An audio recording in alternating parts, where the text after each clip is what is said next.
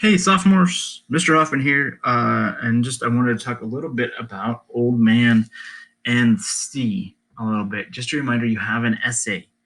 Some of you have started it. Thank you. Some of you have not. I want to get going on this.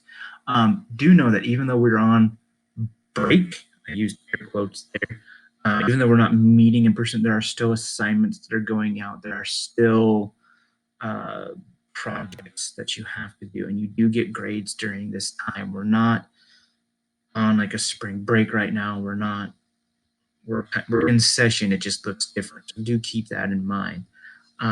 This week, my plan is to, if those people who have stuff kind of in the pipeline, I'll give you guys feedback and all that. Those of you that don't, please, please get started on this. One thing that I think that you might consider while doing this is if any of the quotes that I gave you from the book or what you're writing on, you think can apply to the situation that we are in right now. Um, I and if you don't find the book to be this way, that's totally fine. But I have always found this book to be kind of inspirational. I think it's a really good kind of tribute to the heroism and nobility of just kind of a common person. Santiago is very much just a common individual. Uh, and so I find these words to be inspiring every time I read this book.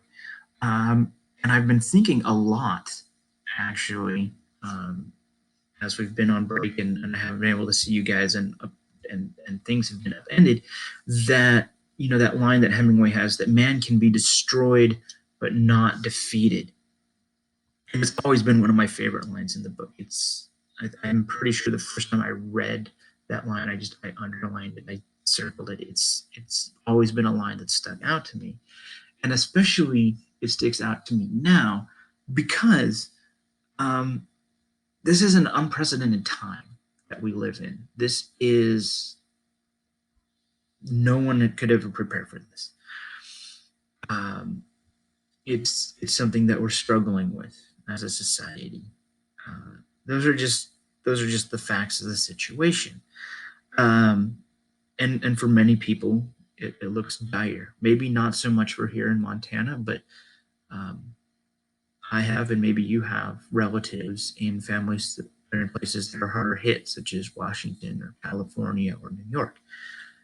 And if you look at what's going on globally, you look at what's going on in Italy, for instance, or Spain, um, or even here in the United States along the coast, uh, it is a scary time. And there's no doubt in my mind that when this is all said and done, our lives are going to be changed, whether that's individually, how we interact with other people. Will we want to be in crowds again? Will we want to socially gather again? Or will we feel uncomfortable doing that? To how we interact with the environment, um, how we interact with government. All of those things might change, and I think they will change.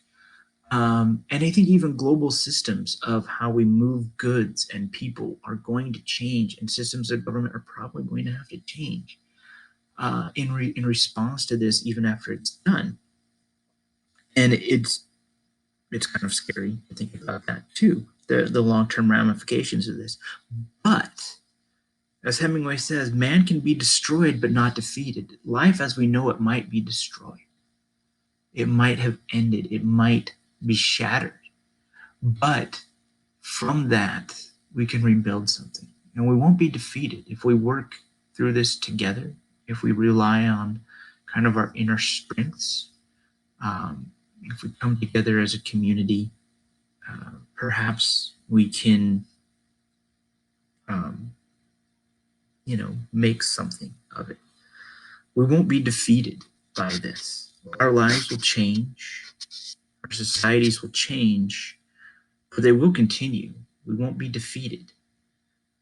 Even after the Black Plague, Black Death killed a third of Europe, Europe still continued. Europe is still there. And even though this virus will have a profound impact on us, we'll still be here by and large. Um, that isn't to say people won't die from this, people already have. But we won't be defeated. So, and I don't know if that helps you, but it helps me to think about in this time. So, anyhow, um, I'm pretty excited. Next week, I'm going to get you guys going on a project um, that I think we can do distance over distance. I'm very excited about it, but I'm still working out kind of the kinks in that plan. So I'll let you know when that's available. And I would like to talk about this book with you. It's one of my favorite books, and I think some of you seem to like it too. So I'd like to have sort of a freewheeling discussion about it at some point too. So hopefully that'll happen. Yeah, hopefully you are staying healthy and happy during this time. I know it is strange times we're in, but um, be healthy, be happy. We'll see you online. Take care.